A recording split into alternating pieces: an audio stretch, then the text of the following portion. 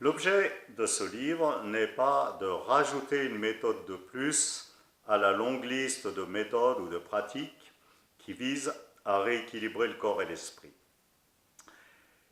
Il s'agit plutôt de montrer qu'il existe une toute autre façon d'aborder la question. En effet, dans la quasi-totalité des méthodes qui nous sont proposées, il y a toujours une action, une intervention d'une manière ou d'une autre. Ici, au contraire, on est invité non pas à agir, mais à laisser agir une force qui ne dépend ni de notre volonté, ni de nos connaissances.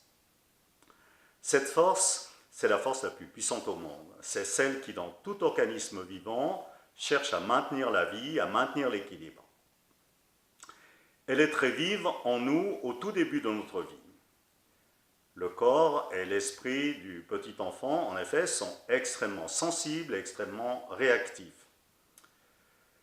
Malheureusement, cette sensibilité et cette réactivité, qui sont les deux qualités fondamentales pour l'équilibre du corps comme de l'esprit, peu à peu vont perdre leur puissance. C'est ce qui explique que l'organisme et le psychisme vont progressivement devenir incapables de maintenir eux-mêmes leur équilibre, sans assistance extérieure.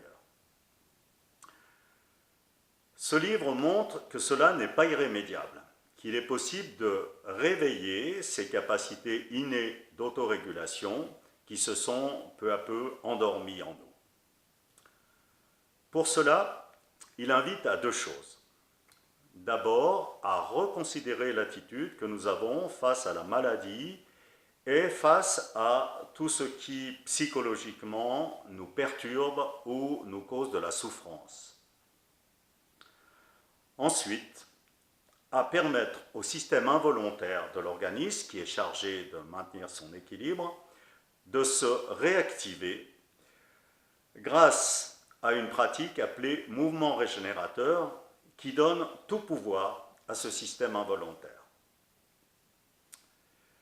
À travers des exemples concrets, le livre montre qu'effectivement, si on ouvre ainsi la porte à cette force qui ne dépend pas de nous, à cette force qui nous dépasse, elle est capable d'opérer un grand nettoyage de l'ensemble de notre personne, corps et esprit liés. Cela aura une incidence profonde sur tous les niveaux de notre existence. On peut dire que cela va du physiologique jusqu'au spirituel.